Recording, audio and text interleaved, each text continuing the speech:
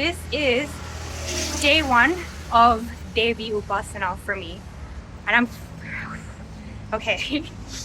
freaking out. I'm freaking out. The energy of this Upasana is going to be so intense. It is going to absolutely destroy parts of me that need to be destroyed. I know I'm not going to be the same person at the end of it. I'm probably going to be unrecognizable after the next 42 to 44 days. I haven't gotten the exact days from Devi yet as to how long. I will have to completely surrender to her. What I want doesn't matter. What I like doesn't matter. What I want to do doesn't matter. Nothing matters. Devi matters. I'm heading to the Mariamman temple in Kuala Lumpur, and I'm gonna pray to Devi and kick off Upasana with that. I actually didn't even know what the word Upasana meant or what deity Upasana meant until like 6 months ago. For me, Upasana means the deity selects you. The deity calls you. You will feel a calling. And that deity will start to appear in your life in really subtle ways initially, you know, on posters when you go out, or on YouTube recommendations, on your Instagram, a deity maybe you've never even met before. They'll start showing up, and they'll start showing up more and more and more the more you pay attention, until you realize, wait a minute, they're calling me. They need me to do something for them. And eventually you get into Upasana, which is a commitment. It's a really deep commitment to your deity, that for an entire mandala, or which is like 40 to 48 days, I'm going to serve you. I'm going to pray to you dedicatedly without even missing one day. I'm going to love you and be so devoted and pray to you with so much love and passion and energy. It is such a beautiful, immersive, transformational process, and such an amazing way to literally level up in your consciousness. Their energy lives within you for that period. Your life changes completely.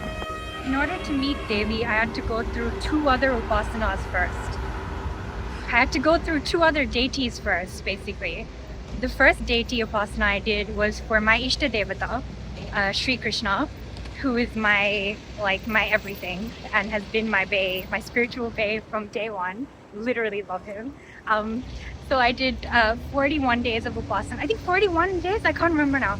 40 days, 41 days of Krishna Upasana.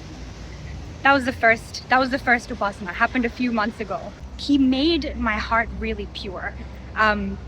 Krishna Upasana is just, like every night I would come home and I had my japa mala.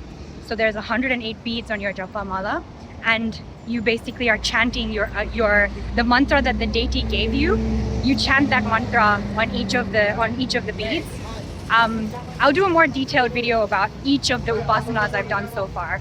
When you meet Krishna while you're doing the japa mala, there's like no other.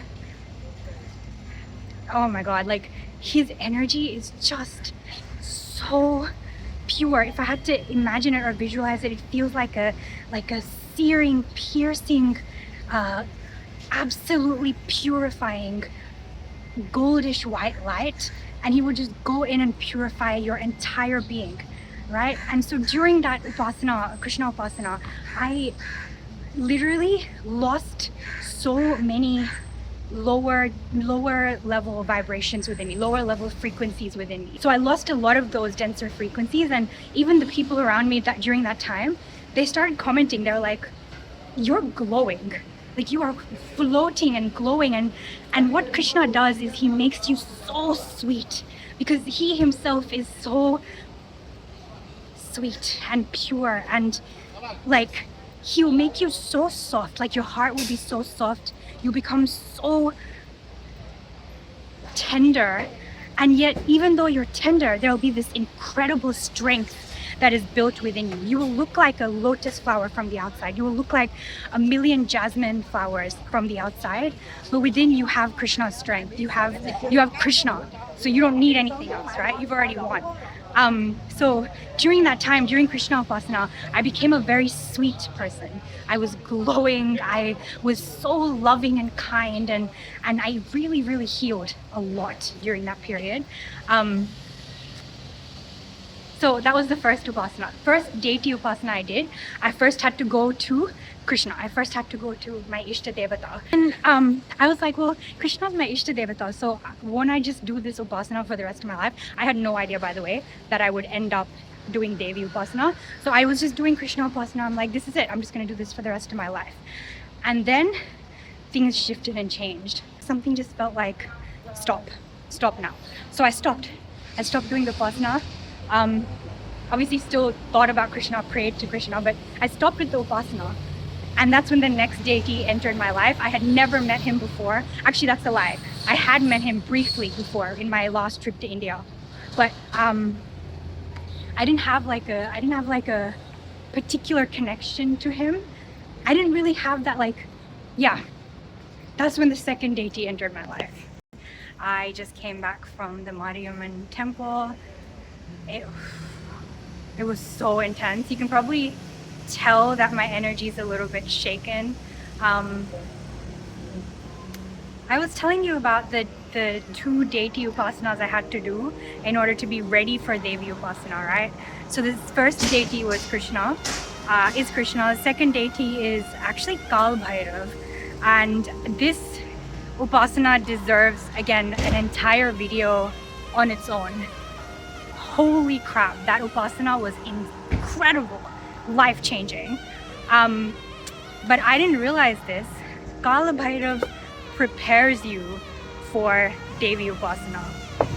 I'm gonna leave it at that. So when I went into the temple today, the Devi temple, it's a Devi temple. It's called a Mariamman temple, right? When I went in today, right, here's exactly what happened. Firstly, I know where the temple is. I walked past yesterday, and I was like, okay, I'm gonna come tomorrow. So I know where it is. It's not that hard to find in Chinatown. And so when I prayed to Devi this morning, I was like, Devi, I'm gonna come see you. Tell me what time you wanna see me today. And she said 10:45. And when I say she said 10:45, I saw 10:45, like almost on a black screen in my mind. When I saw that timing, I was like, that's weird because I could probably get there sooner. I don't know why Devi's saying 10:45, but she got me doing the work, man. Like I got lost along the way, which makes no sense because I knew exactly where it was. I lost my, like I got lost, and I actually was like, holy crap, I don't think I'm going to be able to see her today, right? Like I was freaking out. And then I finally found the temple at exactly 10:45. When I checked my phone and I was entering the temple, it was exactly 10:45. So I was like, it has begun. And at that point, I was like, I'm surrendered to you, Devi. Like, you tell me what I need to do now. I'm at the temple. I'm here. I'm at the temple. So then I can kind of feel her taking control. And automatically I walk towards the flower sellers and I buy a garland. I've never bought a garland before. Yeah, weirdly, I've never bought a garland for God before. Bought a garland, walked straight into the temple. She didn't even let me go say hi to Ganesha first. She was just like, come see me. And so I went and saw her and I prayed. But I couldn't give that Devi deity the garland.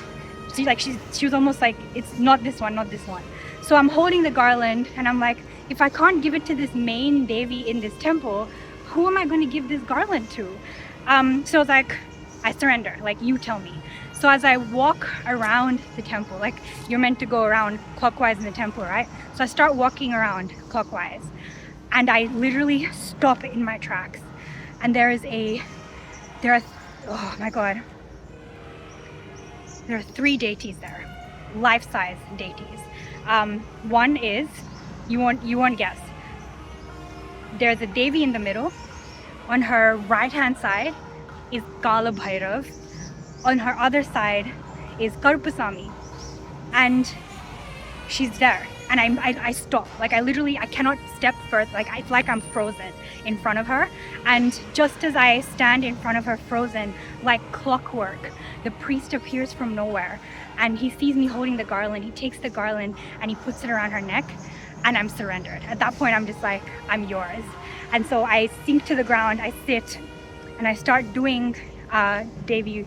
I start doing the mantra japa, like the mantra japa, and I'm sitting there and I can feel her energy like strike through my body like this, like thunder, like this, thunder, thunder, thunder, thunder, and it's unleashing everything within me. Like I'm like almost crying. I'm shaking like this, like I'm literally shaking while I'm praying to her. I'm tearing up. I'm losing control of my senses, and the priest sees that, and then I see him watching me, so I close my eyes so I can concentrate.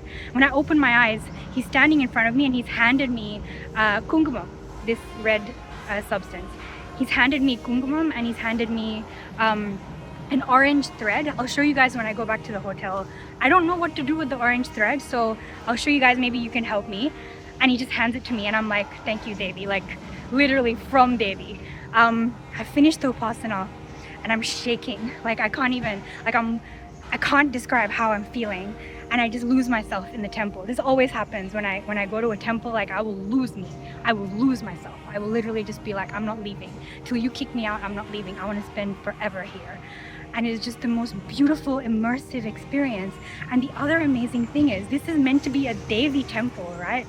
But on the right hand side, within the temple grounds, is my Ishta Devata, is Krishna. Very specifically, there is oh man, there's such a backstory to this. There is a specific deity I prayed to when I was in India last year in Sri Rangam. So Ranganatha Swami, which is a reclining form of Vishnu, he was there at the temple. And it doesn't make sense because it's literally a Devi temple, right? But there was an entire part dedicated to Vaishnavism. My Ishta Devata was there, Krishna was there. So everything came together in this one temple and the Devi Upasana began. Krishna was there, Kaal Bhairav was right there, literally like, hey, I knew you'd be here. And I was like, oh my God, thank you for leading me here, KB. Thank you for leading me here. And Devi Upasana began. I'm gonna go home and I'm also going to start doing either the Lalita Sahasranama or I will do, this is a really beautiful song. Shri Chakra Raja Simhasaneshwari Shri Lalita Ambige. So I'll either go sing that. I'll do something. Other than mantra japam, I'm going to do some other form of Devi worship every day for the next 48 days is what Devi said. 48 days. So, man, like, if this is day one, like I said, I have no idea what I'm going to be on day 48. God bless you for watching. I don't know why Devi's asking me to vlog every day of this, but I'm going to do it. It's over to her from now on. See you tomorrow.